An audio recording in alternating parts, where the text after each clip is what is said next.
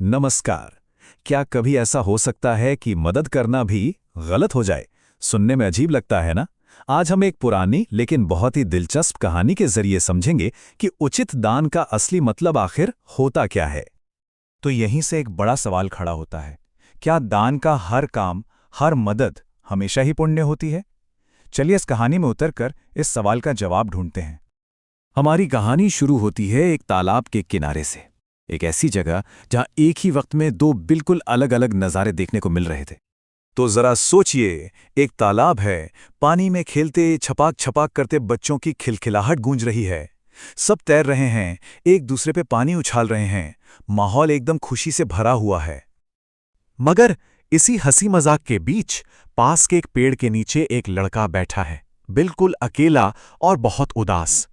उसकी उदासी उस माहौल से इतनी अलग थी कि नजर उस पर टिक ही जाती थी। आखिर वो इतना दुखी क्यों था? और वजह वजह जान के दिल बैठ जाता है। उस बच्चे के दोनों हाथ नहीं थे, और बस इसी वजह से वो बाकी बच्चों की तरह पानी में खेलने और तैरने का मजा नहीं ले पा रहा था। अब देखिए, इस बच्चे की इस लाचारी को देखने वाले सिर्फ इंसान ही नहीं थे। इससे दो दिव्य नजरें भी देख रही थीं, भगवान शंकर और माता पार्वती।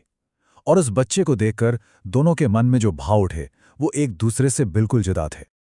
उस बच्चे की ये हालत देखकर माता पार्वती का दिल दया से पिघल गया। उनसे उस बच्चे का दुख देखा नहीं जा रहा था। उन्होंने तय कर लिया कि इसकी मदद तो करनी ही होगी। और बस यहीं पर दो नजरियों का टकराव होता है। एक तरफ है माता पार्वती की करुणा, जो कहती है कि अभी इसी वक्त मदद करो, और दूसरी तरफ है भगवान शंकर, जो कर्म के नियम की बात कर रहे हैं कि हर किसी को अपने पिछले कर्मों का फल तो भुगतना ही पड़ता है। तो करुणा और कर्म की इस बहस में आखिर हुआ क्या? चलिए आगे देखते हैं। भगवान शंकर ने बहुत साफ शब्दों में कहा कि वो इस तरह से दखल नहीं दे सकते।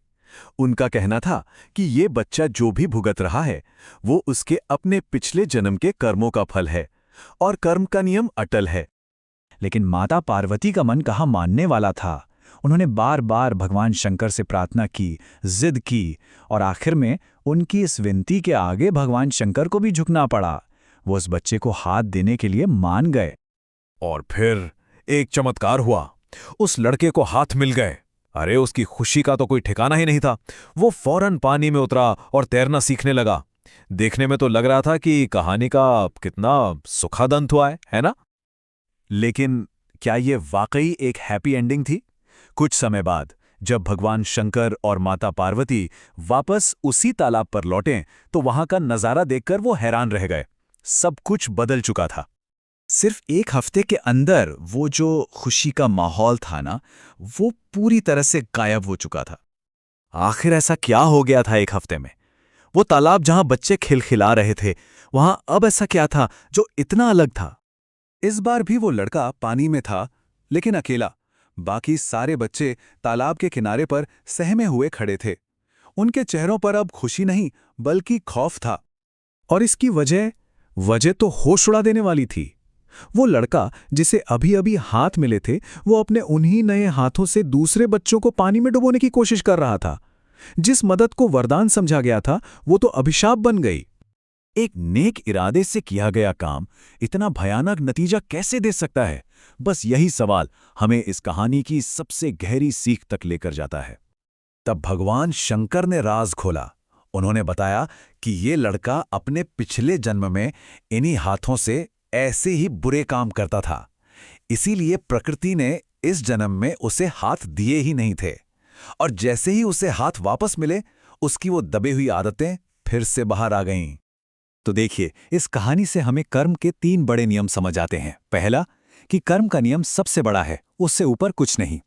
दूसरा, दान हमेशा सही व्यक्ति यानी सुपात्र को ही देना चाहिए, वरना आपकी दया भी तबाही ला सकती है। और तीसरा, प्रकृति के नियम सबके लिए बराबर हैं, वो किसी के साथ कोई भेदभाव नहीं करती।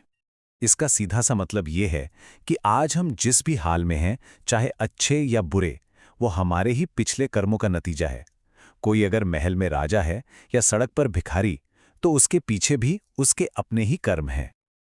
और आखिर में ये कहानी हमारे सामने एक बहुत ज़रूरी सवाल छोड़ जाती है। अगर आज हम जो भी हैं वो हमारे कल के कामों की वजह से हैं, तो ये सोचना कितना ज़रूरी हो जाता है कि हमारे आज के कर्म हमारे आने वाले कल को कैसा बना रहे हैं। इस पर सोचिएगा ज़रूर।